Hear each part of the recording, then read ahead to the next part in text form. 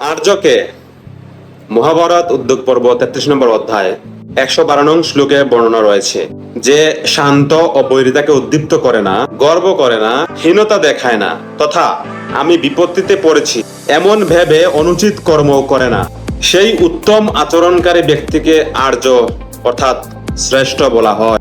তাই যদিও দেখতে পাওয়া যায় কিছু অতি আবেগী লোক নামের পাশে আর্য শব্দটি জুড়ে দেয়। আচ্ছা, আপনাদের প্রতি আমার একটি প্রশ্ন, নামের পাশে আর্য লাগালেই কি আর্য হওয়া যায়, নাকি আর্য হওয়ার জন্য যোগ্যতা অর্জন করতে হয়? আসলে যারা নামের পাশে আর্য লাগিয়ে ভণ্ডামি করে, সেই ভণ্ডামি বন্ধ করা উচিত। যখন আর্য হওয়ার জন্য যতটুকু যোগ্যতা প্রয়োজন সেই যোগ্যতা অর্জিত হবে এবং আচরণে তা প্রকাশ পাবে, তখন এমনিতেই লোকে তাকে আর্য বলে স্বীকার করে নেবে। আলাদাভাবে নামের পাশে আর্য শব্দ যুক্ত করে আর্য প্রকাশ করার বা প্রমাণ করার কোনো প্রয়োজনীয়তা নেই। বাংলা সাহিত্যের একজন বিখ্যাত কবি হরিশ্চন্দ্র মিত্র তার কবিতায় বলেছেন, আপনারে বড় বলে বড় সে নয়, লোকে যারে বড় বলে বড় সে হয়, গুণেতে হইলে বড়, বড় বলে সবে, বড় যদি হতে চাও ছোট হও তবে।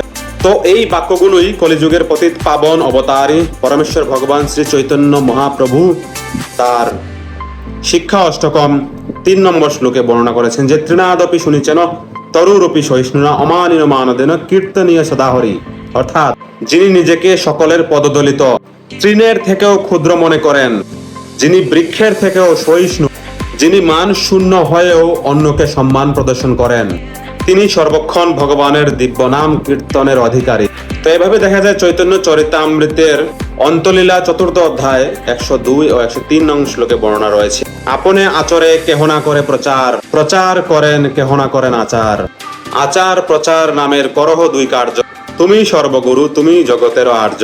তো এই শ্লোকে দেখা যাচ্ছে আসলে আচার প্রচার উভয় করার মাধ্যমেই একজন শ্রেষ্ঠ অর্থাৎ আর্যে পরিণত হতে পারে। অর্থাৎ বৈদিক শিক্ষা আচার প্রচারকারী হচ্ছেন আর্য। প্রকৃতপক্ষে এটাই হচ্ছে আর্য হিসেবে গড়ে ওঠার মূল মন্ত্র। ধন্যবাদ।